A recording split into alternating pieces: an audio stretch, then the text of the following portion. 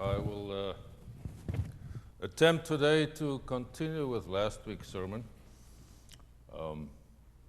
And for those of you who were not here, and I quickly looked at the crowd, and it's about 40%, I would say, that wasn't here, so that made me think I should try and capture the gist of what I said, because I want to proceed from there with today's sermon. Last week I spoke on a passage from the book of Revelation about the four horsemen, with the imagery or the symbolism of the four horsemen that rode out, three of them destructive forces, and one the white horse, a symbol of hope, but a hope born from despair, and a hope that finds its fulfillment in utter and total destruction, with Jesus as the leader of the army of God that will ride out in the end time, according to this author, to destroy all that exists, and especially the enemies of God. And then the new dispensation will arrive, where Jewish people and or Christians, depending on which community the source or the origin came for that specific piece of literature. It's part of apocalyptic literature, and it deals with conditions that were terrible persecution, and the feeling of despair. We can't do anything about this. We have to just let God intervene and come and destroy everything so that we can be at peace and be with God in the new world.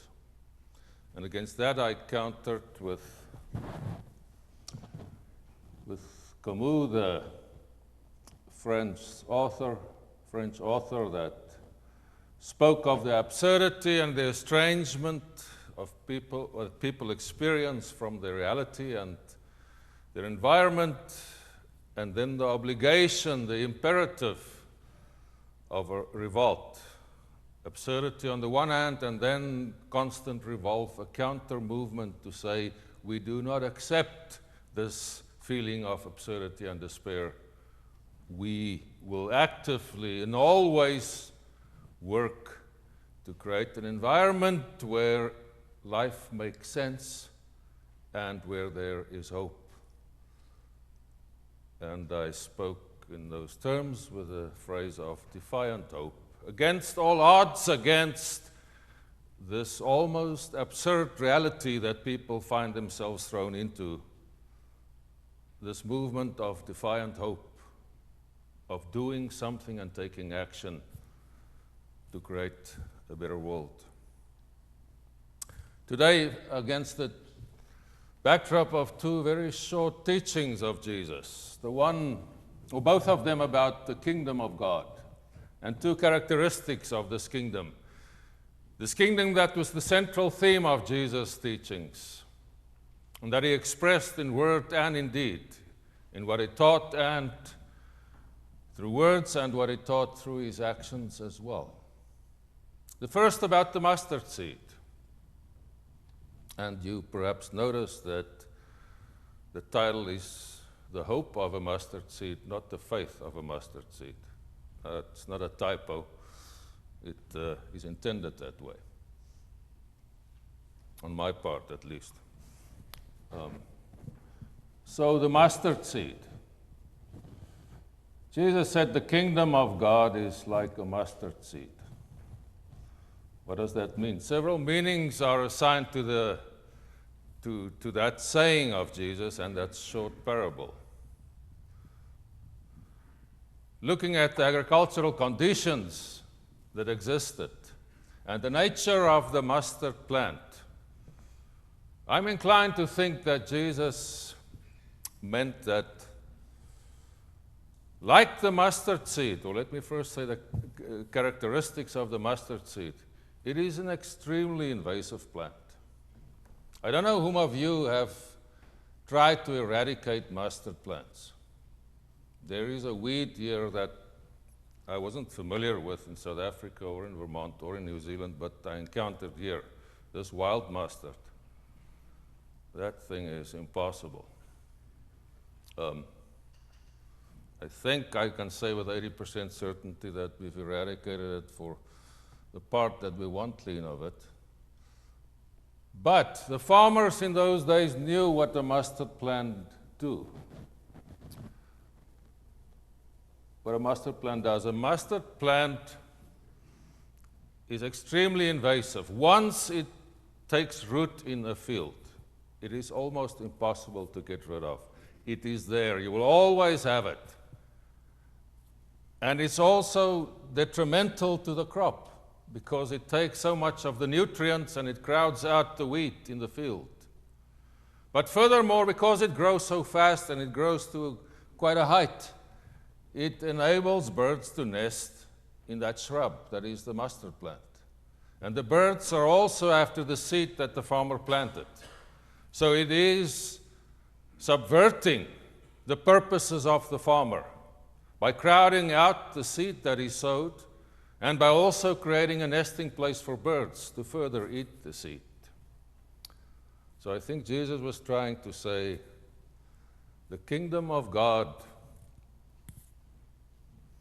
is like that mustard plant in the field. Once it is there, once it's taken root, it is impossible to get rid of. And quite often, it has a subversive presence. It undercuts the existing order and reality as we find it. It tends to change what is there, and it does so persistently. Then Jesus spoke about the kingdom in another sense, according to the book of Luke. They asked Jesus, how will we know when this kingdom arrives? Similar to what we encounter in the book of Revelation, this terrible war and terrible suffering, and then the kingdom of heaven will descend after this bloody battle, the final battle. And then Jesus said, no, there are no signs for this. You don't have to wait for it to come because it is among you. Or the Greek preposition entos can also mean in you or within you. So it's in, within, or among you. The kingdom of God is in you, among you, or within you. And when one combines the two traits that Jesus lifted up in these two teachings, that the kingdom of God is like a mustard plant, a presence that once it's there, that you cannot remove it. Combined with the saying that the kingdom of God is not something that will arrive sometime, it is already present among you, it is already in you or within you.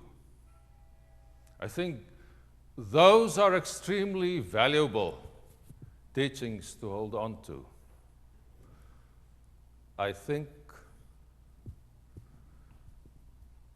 the meaning of the kingdom of God that is within us and among us and within us, that has been crowded out to a large extent, I think to our detriment, by the conventional teaching that the kingdom of God is something that you will enter into when you die.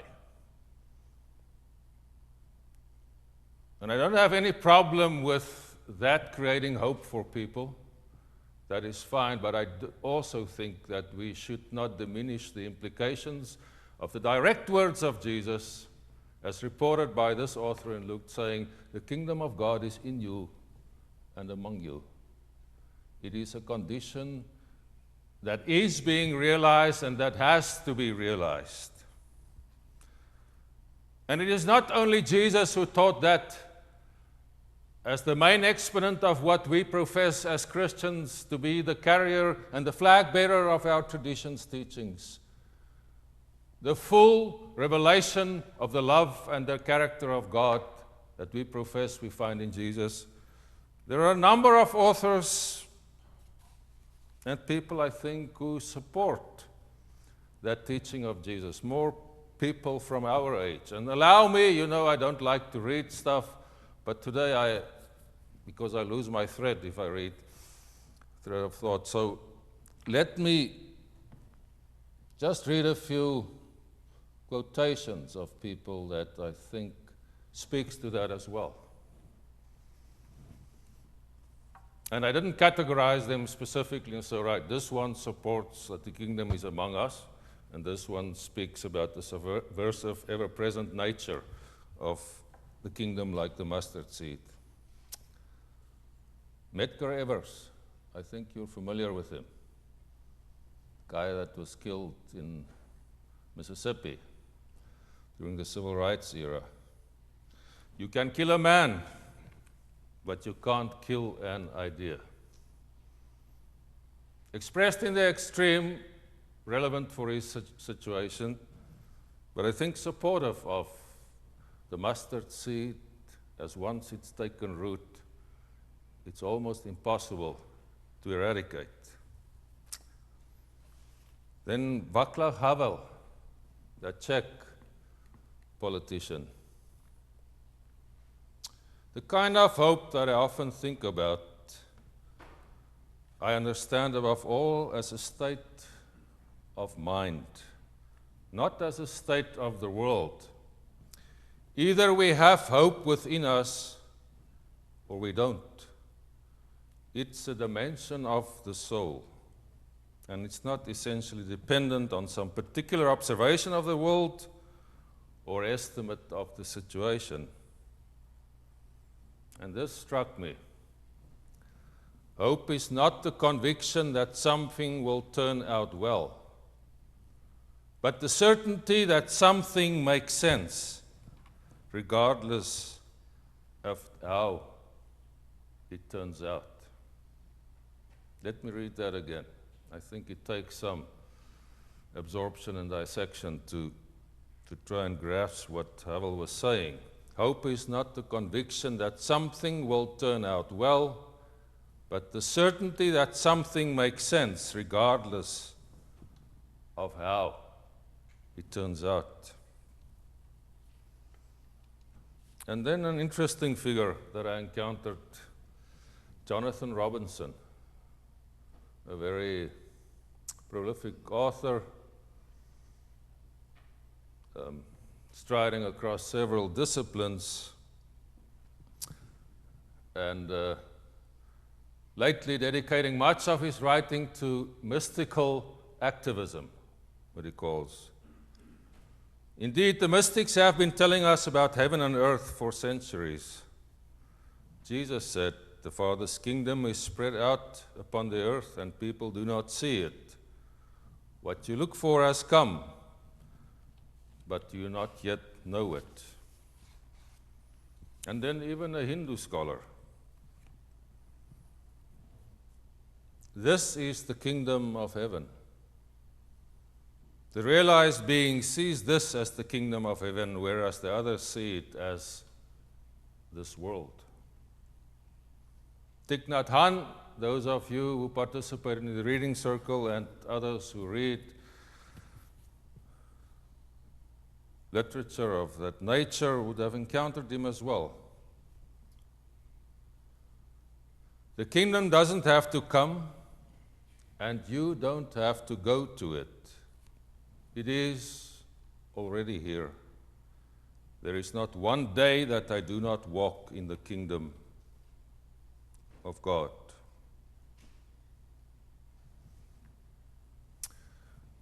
After all that, I want to again say that these are valuable traits, characteristics to hold on to about the kingdom of heaven or the kingdom of God. once it is there and it's taken root, you cannot get rid of it. And it is in us and among us. It is within us. In my sermon last week, I said, in a time where it is easy to despair and where people are looking for signs of hope in many senses, I think the two dark horses that I wanted to identify that is underlying much of what we experience as negative is, in the first place, rampant individualism. And in the second place, it is an inability to look towards the long-term future. It is about immediate gratification and short-term thinking in every sense and in every sphere. I think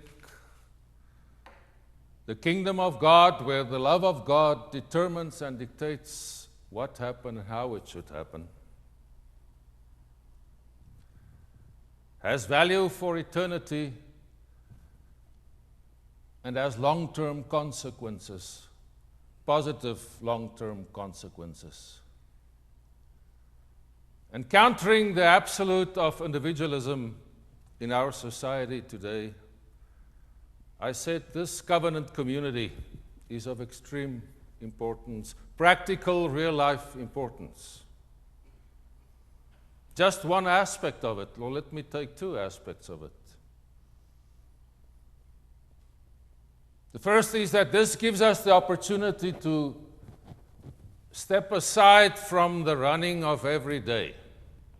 Even if it was just time to sit here and say, let the preacher go on, I take my time out and I will think about what is important in my life. I'm fine with that, if you do that. That's a good purpose.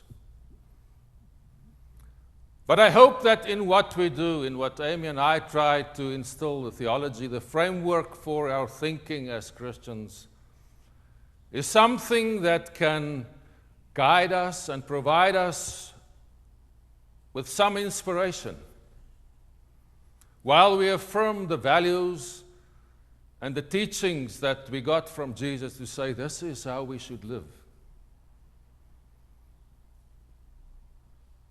That collective energy, that collective affirmation of what is important, what our lives should be about. I think something else that we do not value high enough is the inspiration that we can draw from one another.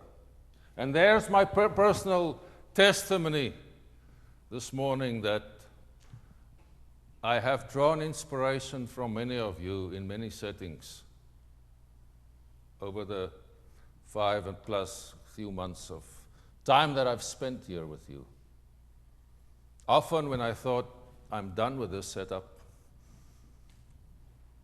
can't change this, no more work for me here, I encounter an individual or a group that instills hope in me, that inspires me to say, let us carry on. Let this kingdom that has taken root, let that continue to grow here. There's another author in that sense that I want to mention to you, Jonathan Rawson. He's a grand chess master and a Scottish philosopher. He emphasizes the collective consciousness and collective transformation, where enough individuals commit to transform themselves and in the process generate the energy to create a force to collectively transform their world. And he says no single story of how things should be makes sense anymore. No single story. Unless it is a story of stories. Therein lies the renewal of hope for our world. The story of stories, the story of our stories, is valued by this extremely, I think, intelligent and wise man, the Scotsman. I want to mention just one other aspect where I think we as a community are working on leading the path or leading the way, showing the path, and doing the work of the kingdom. In the sense that we are working towards reconciliation in a time when the short-term benefit is, especially in political sense, to create division and to drive people apart. In that process, activating your base, whether it's left or right. Some of you may have heard of Conversation Cafe. It is a dream that I've had since about 4 years ago, when it became clear to me that if we don't change the public narrative, the nature of the public discourse, that this nation is in for big trouble. Where we look towards the long term and say we have to do something to counter that and to express the kingdom of God in finding common ground based on justice and on the common good. And to find the common ground that can lead us to a position where at least we can respectfully listen to each other, have a respectful conversation, and together go into the future based on the values that we all profess to embrace. Conversation Cafe is a nationwide movement, not very successful everywhere, but our church will sponsor an event in November. And over the summer, Mike Girardi chaired some meetings where we got a steering committee together. And we were able to get the chair of the Democratic Committee of Topsfield and the chair of the Republican Committee of Topsfield to commit to serve on the steering committee to plan these events together. We also had a guy, I don't know if there's an independent committee or a committee for the independents. I don't think so. They are too independent to be a movement. But a strong proponent of the independence of Topsfield are also there. And then some of our church members. Very progressive people and very non-progressive people. So we're embarking on this endeavor to try and create a place and a space where we can find each other again, instead of working with the motives of hatred and of fear. And these people are all committed to make that happen. I think this will have a long-term effect in our community, but also perhaps collectively in our nation. I want to conclude my few thoughts, and I know they weren't very well structured today, but there was too much to try and bring together. And I typed this early this morning, so give it to you raw. The kingdom of God is in you. It should say in us, like a wonderful, invasive mustard seed. Let us walk with joy, driven by God's love, while authoring a kingdom world collectively in defiant hope. Amen.